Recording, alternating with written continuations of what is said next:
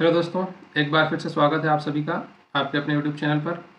मैं हूं मनोज कुमार और आज है 15 सितंबर 2023 और 15 सितंबर 2023 से संबंधित जो भी करंट अफेयर्स हैं उन्हें हम इस वीडियो में डिस्कस करेंगे। तो वीडियो को अंत तक जरूर देखें और इसे अपने दोस्तों में भी शेयर करें। आपका ज़्यादा समय न लेते हुए मैं फटाफट यहाँ पर जो भी आज के करंट अफेयर्स है वो आपको कराऊँगा। मेरा आपसे आग्रह है कि मेरे चैनल को सब्सक्राइब जरूर कर लें। सब्सक्राइब करना शुरू करते हैं सबसे पहले क्वेश्चन से। सबसे पहला प्रश्न है आज का, मध्य प्रदेश के कौन से सांसद सबसे अमीर सांसदों की सूची में शामिल हैं? तो ये हैं नकुल नाथ। छिंदवाड़ा के सांसद हैं नकुल नाथ, जो कि मध्य प्रदेश के पूर्व मुख्यमंत्री कमलनाथ के बेटे हैं और इनकी जो कुल व्यक्तिगत संपत्ति है वो 660.19 करोड़ के लगभग आंकी गई है और ये देश के चौथे नंबर के अमीर सांसद हैं और प्रदेश के पहले नंबर के अमीर सांसद हैं ये। और वहीं अगर हम बात करें तो जो भोपाल की सांसद हैं साध्वी प्रज्ञा ठाकुर, ये इस देश की सबसे कम संपत्ति वाली सांसद हैं। इनकी कुल संपत्ति लगभग 5 लाख के आसपास आकी गई है। तो ये सबसे कम संपत्ति वाली सांसदों में है साध्वी प्रज्ञा ठाकुर और प्रदेश के सबसे अमीर सांसद हैं तो ये हैं नकुल नाथ, जो कि छिंदवाड़ा से सांसद हैं। चलिए देखते हैं अगला प्रश्न। प्रश्न क्रमांक 2 है, हाल ही में जारी रिपोर्ट के अनुसार भारत के में कुल कितने एलिफेंट कॉरिडोर हो गए हैं? अभी एक रिपोर्ट जारी हुई है, उससे ये पता चला है कि भारत में कुल कितने एलिफेंट कॉरिडोर हो गए हैं। तो इनकी संख्या हो गई है 150। ऑप्शन डी यहाँ पर सही होगा। वर्तमान में कुल 150 एलिफेंट कॉरिडोर भारत में हो गए हैं। सबसे अधिक एलिफेंट कॉरिडोर जो है वो पश्चिम बंगाल में है और 2010 में इन कॉरिडोर की संख्या थी 88, जो कि बढ़कर हो गई है वर्तमान में 150। ये याद रखिएगा, सबसे ज़्यादा एलिफेंट कॉरिडोर कहाँ है? पश्चिम बंगाल में है।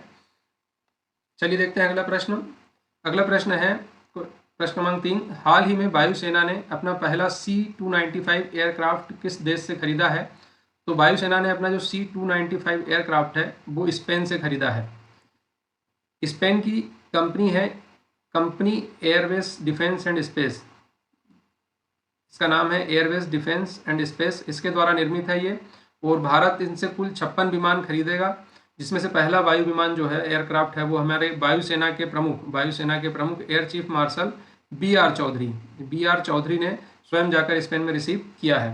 तो यहाँ से हमें पता चलता है कि भारत के जो वायुसेना प्रमुख हैं, भारतीय वायुसेना के जो प्रमुख हैं वो कौन है? ये हैं बी आर चौधरी।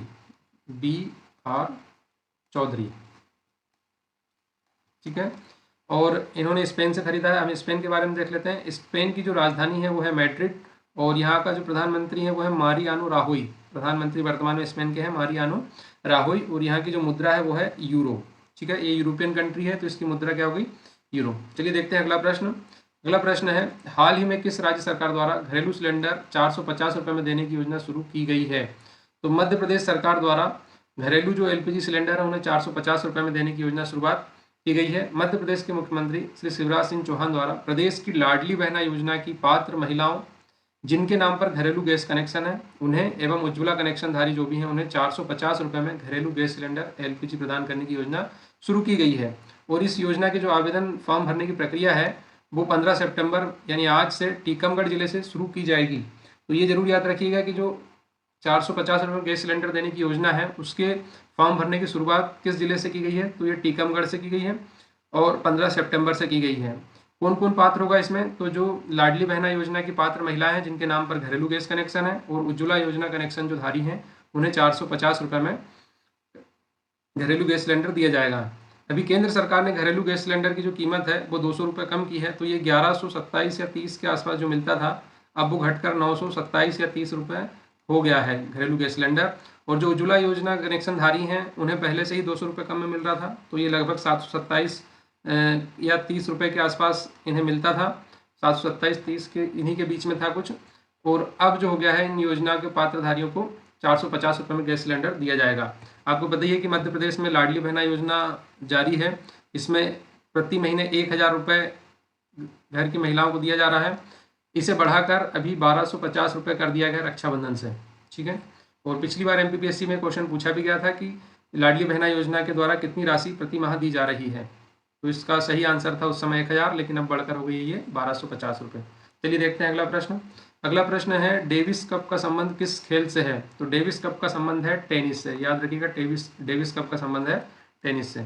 अगला सवाल है, हाल ही में प्रसिद्ध फुटबॉलर इल्डेफोंस लीमा ने फुटबॉल से संन्यास की घोषणा की है, यह किस देश के खिलाड़ी हैं? तो ये है एंडोरा के। ठीक है, एंडोरा फुटबॉल टीम के कप्तान एल्डोफोंस लीमा ने हाल ही में फुटबॉल से संन्यास की घोषणा की है।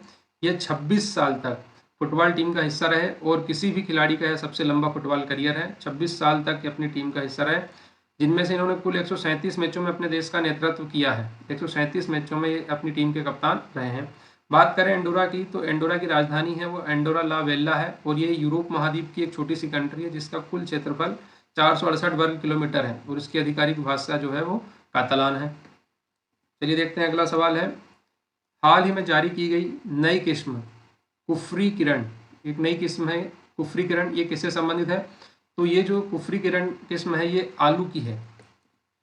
केंद्रीय आलू अनुसंधान संस्थान CPRI, central potato research institute Shimla, ये जो हिमाचल प्रदेश में स्थित है, इसने आलू की नई किस्म कुफरी किरण, ये याद रखिएगा कुफरी किरण किसकी किस्म है? आलू की, इसे तैयार किया है। और इसकी विशेषता क्या है? ये कभी कभी पूछ लिया जाता है कि जो नई किस्म है ये इसकी विशेषता क्या है? तो इसमें यह है ब्लाइट या झुलसा रोग की संभावना नहीं है। आलू में एक रोग चलता है ब्लाइट या जिसे झुलसा रोग कहते हैं, उससे इसे कोई प्रभाव नहीं पड़ेगा। दूसरा, इसे गर्म क्षेत्र में भी आसानी से उगाया जा सकता है। अभी अगर हम बात करें तो देश में सबसे ज़्यादा आलू का उत्पादन जो है वो उत्तर प्रदेश राज्य करता है। ये भारत के कुल उत्पादन का, जो आलू उत्पादित होता है भारत में, उसके कुल उत्पादन का 32% अकेले उत्तर प्रदेश से ही प्राप्त होता है। इस जो नई कुफरी किरण किस्म है जिसे लॉन्च किया गया है, इससे आशा की जा रही है कि इससे किसानों की आय में वृद्धि होगी, पैदावार बढ़ेगी। तो याद रखिएगा कुफरी किरण किसकी किस्म है? ये आलू की है। चलिए देखते हैं अगला सवाल, हाल ही में किस सौंदर्य प्रतियोगिता से अधिकतम उम्र की सीमा समाप्त कर दी गई है? अधिकतम उम्र की सीमा, तो ये जो मिस यूनिवर्स प्रतियोगिता होती है, इससे अधिकतम उम्र की सीमा है उसे समाप्त कर दिया गया है। अभी तक मिस यूनिवर्स के लिए जो उम्र सीमा थी वो 18 वर्ष से 28 वर्ष थी, तो इसे जो अधिकतम उम्र सीमा 28 वर्ष से समाप्त कर दिया गया है, लेकिन अभी न्यूनतम सीमा 18 वर्ष ही रखी गई है। अगला सवाल है, वनडे इंटरनेशनल क्रिकेट में सबसे तेज 150 विकेट लेने वाले भारतीय स्पिनर कौन बन गए हैं? तो ये हो गए हैं कुलदीप यादव। भारतीय spinner Kuldeep Yadav one day international cricket में सबसे तेज 150 विकेट लेने वाले भारतीय स्पिनर बन गए हैं। अब तक 88 एक दिवसीय मैचों में कुलदीप के नाम 25.64 के औसत से 150 विकेट हो गए हैं। कुलदीप की सर्वश्रेष्ठ गेंदबाजी 25 रन देकर 6 विकेट है, इन्होंने 25 रन देकर 6 विकेट लिए थे। और वनडे में भारत के लिए 7 बार 4 विकेट और 2 बार 5 विकेट ले चुके हैं। तो याद रखिएगा कि इंटरनेशनल क्रिकेट में, वनडे इंटरनेशनल क्रिकेट में सबसे तेज 150 विकेट लेने वाले भारतीय स्पिनर कौन है? तो कुलदीप यादव।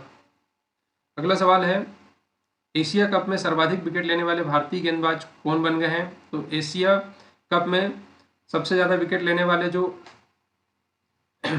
स्पिनर गेंदबाज हैं वो है रविंद्र जडेजा।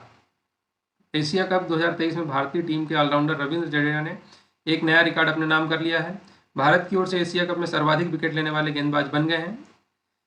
इस मामले में अभी जो पूर्व भारतीय गेंदबाज हैं इरफान पठान, उनको भी पीछे छोड़ दिया है। एशिया कप के वनडे फॉर्मेट की बात करें तो सर्वाधिक विकेट लेने का रिकॉर्ड श्रीलंका के दिग्गज पूर्व खिलाड़ी मथैया मुरलीधरन के नाम है, जिन्होंने 30 विकेट लिए हैं, और रविंद्र जडेजा के अब हो गए हैं 24 विकेट। तो याद रखिएगा एशिया कप में सर्वाधिक विकेट लेने वाले भारतीय गेंदबाज कौन है? रविंद्र जडेजा। आज की वीडियो का लास्ट सवाल है, राष्ट्रीय अभियंता दिवस कब मनाया जाता है? तो राष्ट्रीय अभियंता दिवस मनाया जाता है 15 सितंबर को। 15 सितंबर को भारत के पूर्व इंजीनियर डॉक्टर M विश्वेश्वरैया का जन्मदिन है। 15 सितंबर अगर हम बात करें इनकी, तो 15 सितंबर 1860 को इनका जन्म हुआ था, और 14 अप्रैल 1962 में इनकी मृत्यु हुई थी। ये हैं मोक्षगुंडम विश्वेश्वरैया जी। इनके बारे में अगर पढ़ें तो किताबें कम पड़ जाएं, इतनी विलक्षण प्रतिभा के धनी थे ये। 1955 में इन्हें भारत रत्न से भी सम्मानित किया गया है, भारत रत्न। तो याद रखिएगा अभियंता दिवस किसके जन्म दिवस पर मनाया जाता है? तो M विश्वेश्वरैया या मोक्षगुंडम विश्वेश्वरैया के जन्म दिवस पर 15 सितंबर को राष्ट्रीय अभियंता दिवस मनाया जाता है। 101 वर्ष की उम्र में इनका निधन हुआ, मतलब ये शतायु होने के बाद इनकी मृत्यु हुई। कल हमने बात की थी 14 सितंबर की, तो 14 सितंबर को क्या मनाया जाता है? हिंदी दिवस। हिंदी दिवस 14 सितंबर को मनाया जाता है। ठीक है, तो ये थे आज के वीडियो के क्वेश्चन।